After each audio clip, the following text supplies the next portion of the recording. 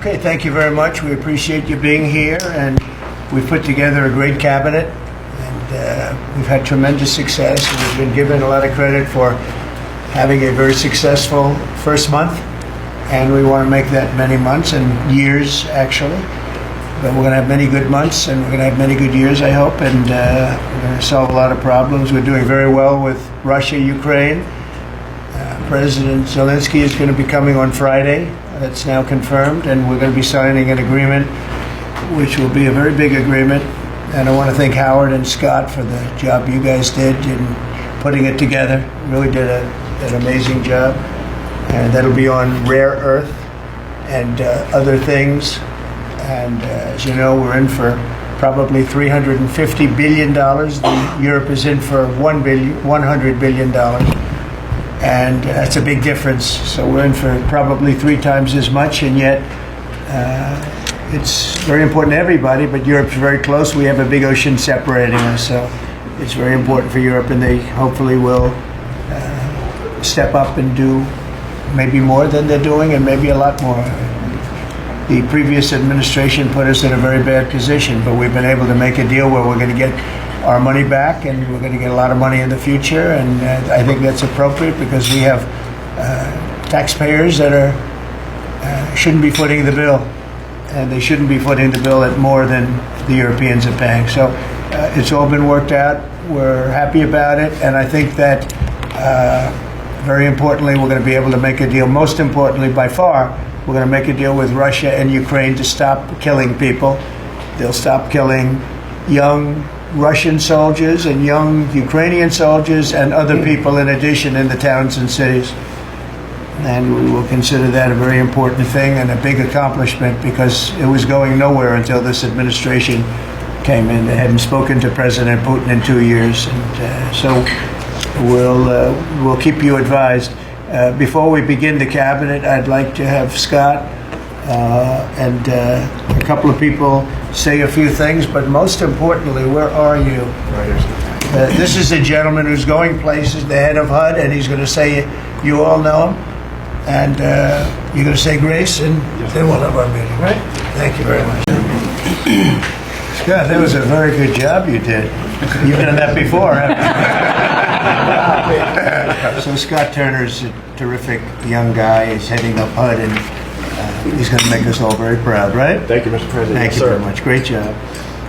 In just over 1 month, illegal border crossings have plummeted by numbers that nobody's actually ever seen before. It's much more than 100%. And we've unleashed American energy at levels that will soon be reported. But we think we're going to get it going very quickly. We have incredible people on the energy front. I think we have really great people on every front. I'll let you know if they're not good, but I think they really are. And we're fighting every day to get the prices down. The inflation is stopping slowly, but part of the reason it's stopping is because of high interest rates and other problems that we inherited. But we have to get the prices down, not the inflation down, the prices of eggs and various other things. Eggs are a disaster. The Secretary of Agriculture is going to be showing you a chart that's actually mind-boggling what's happened, how low they were with us and how high they are now. But I think we can do something about it, Madam Secretary, and I think you're going to do a fantastic job in that position. One of the most important initiatives is DOGE, and we have cut billions and billions and billions of dollars. We're looking to get it maybe to $1 trillion. If we can do that, we're going to start getting to be at a point where we can think in terms of balancing budgets, believe it or not, something you haven't heard in many, many years, decades actually. And it's a big, whether it's this year or next year, I think we'll be very close to balancing budgets. And the DOGE is very important. And Elon is here to give you a summary of what's happening, some of the things they found, some of the horrible things they found, some of the theft and fraud, and we call it waste and abuse, but a lot of fraud, and probably some fraud that we're not going to be able to prove is fraud, but when you hear the names and the places where this money's going, it's a disgrace. But we've requested that a lot of people, we want to make sure that the people are working, so letters were sent out, and I think everyone at this table is very much behind it, and if they if they aren't, I'd want them to speak up, but they're very much behind it. Letters were sent out to people just to find out if the people exist. Do they work? Who do they work for? Where are they? Where have they been working? Have they been working for other companies or other entities at all, or being paid by the government? So they have two jobs, but they're supposed to have one. And the letter asks some simple questions like, what have you done lately? And if they can answer that, because I can tell you everything I've done for the last long period of time, a lot more than a week. And in many cases, we haven't gotten responses. Usually that means that maybe that person doesn't exist, or that person doesn't want to say they're working for another company while being paid by the United States government. So there's a lot of interesting things. It's very unique, but we have a very unique situation because we have a lot of people that were scamming our country. We have a lot of dishonest people. We have a lot of people that took advantage of a lot of different situations, and we're not going to let that happen. So I'm going to ask if it's possible to have Elon get up first and talk about Doge, because it seems to be of great interest to everyone. I will say that there is a large group of people in this country that have such admiration for what we're doing. I got elected with a tremendous vote, winning every swing state, winning the popular vote, winning the counties by thousands of counties. I think it was 2,800 to 500. 2,800 counties to 500 counties. Think of that. And so we have a mandate to do this, and this is part of the reason I got elected. I got elected based on taxes and based on many things in the border, but also based on balancing budgets and getting our country back into shape, and this is a big part of it.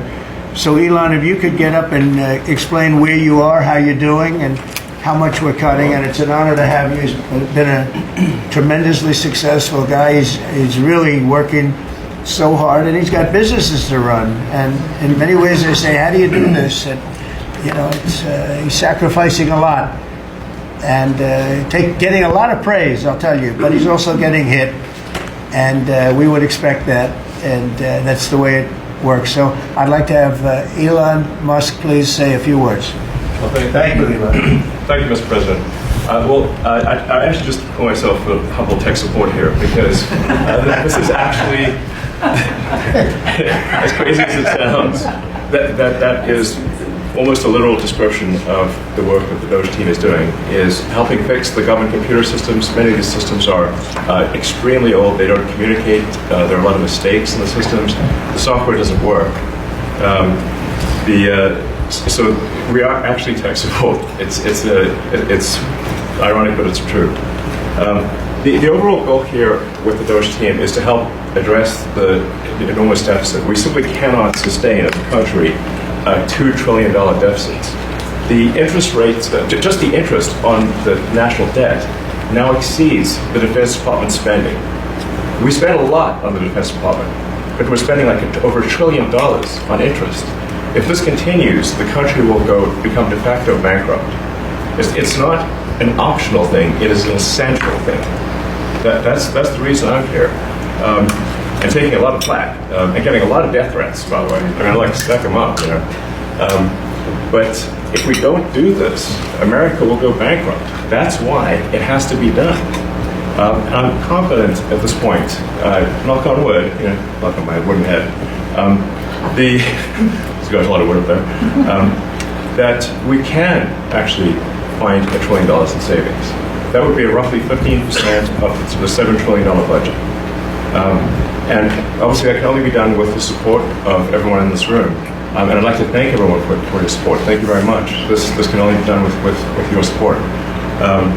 So it's really, Doge is a support function for the President and for the agencies and departments to help achieve those savings and to effectively find 15% in reduction in fraud and waste.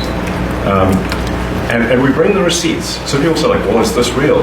Just go to doge.gov. We line item by line item, we specify each item. So, and I should say, we will make mistakes. We won't be perfect, but when we make a mistake, we'll fix it very quickly. So, for example, with USAID, one of the things we accidentally canceled very briefly was Ebola prevention. I think we all want Ebola prevention. So we restored the Ebola prevention immediately, and there was no interruption. But we do need to move quickly if we're to achieve a $1 trillion deficit reduction in financial year 2026. It requires saving $4 billion per day, every day, from now through the end of September. But we can do it, and we will do it. Thank you. Would you have any questions of Elon while we're on the subject of those? Because we'll finish off with that. And if you would have any questions, please ask. You could ask me or Elon. Go ahead, please. Hey, Elon, let the cabinet speak just for a second. Is anybody unhappy with Elon? If you are, we'll throw him out of here. Is anybody unhappy?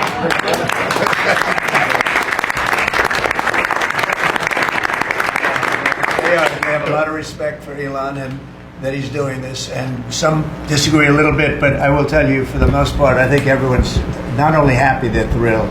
So go ahead, Elon. I'm grateful. And President Trump has put together, I think, the best cabinet ever. Literally. So, and I do not give false praise. This is an incredible group of people.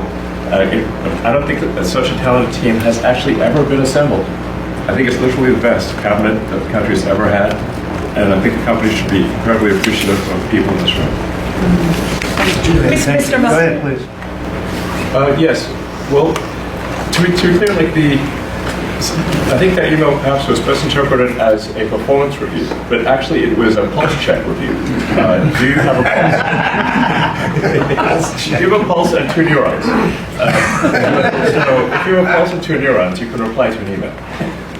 This is, I think not a high bar, is what I'm saying.